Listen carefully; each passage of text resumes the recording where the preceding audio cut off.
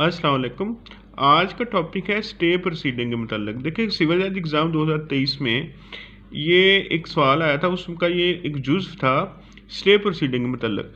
अगर हम ज़ाब्ता फौजदारी में देखें तो कोई स्पेशल कोई इसका सेक्शन नहीं है, लेकिन 265 L जो है CRPC 1898 का, वो इसमें है कि एडवोकेट जनरल जब हाई कोर्ट में डायरेक्ट ट्रायल हो रहा हो, देखिए आपको पता है कि 194 के तहत हाई कोर्ट डायरेक्ट कॉग्निजेंस ले सकती है, और 265A से 265N तक वो सारा प्रोसीजर है कि अदालत डायरेक्ट भी किसी भी केस का जो है वो ट्रायल सुन सकती है और उसमें कोई भी सज़ा दे सकती है। तो ऐसा शाज़ो नाज़र ही होता है, लेकिन अगर कोई ऐसा केस जो हाई कोर्ट डायरेक्ट जो है वो सुन ले, तो उसमें एडवोकेट जनरल जो है वो अदालत में कह सकता है कि जी हम प्रोसिक्यूट नहीं करना चाहते, तो उस पर क्या होगा कि अदालत जो है उसमें प्रोसीडिंग को स्टॉप कर सकती है।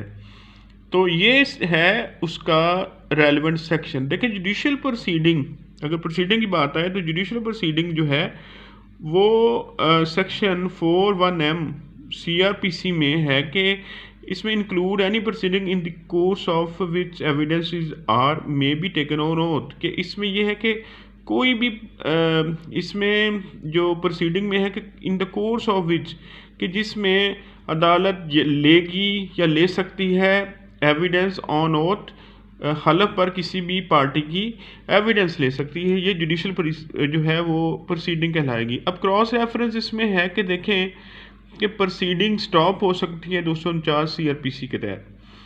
और तो अगर हम आम फहम लफाज जो है स्टे, जिसमें हम जिसको इंजेक्शन कहा जाता है, अगर हम वो देखें जैसे जो कि आपको पता है कि CPC में ऑर्डर 39 रूल 1-2 और स्पेसिफिक रिलीफ एक्ट का सेक्शन 52 से 57 तक इसको डील करता है, तो फौजदारी केस में वो वाला इंजेक्शन नहीं हो सकता, स्टे नहीं हो सकता। क्यों कि स्पेसिफिक रिलीफ एक्ट का सेक्शन 56 ये कहता है कि कौन सी सूरत हाल है कि जिसमें इंजेक्शन रिफ्यूज़ किया जा सकता है, तो उसमें 56E ये कहता है कि no injunction to stay proceeding in a criminal matter.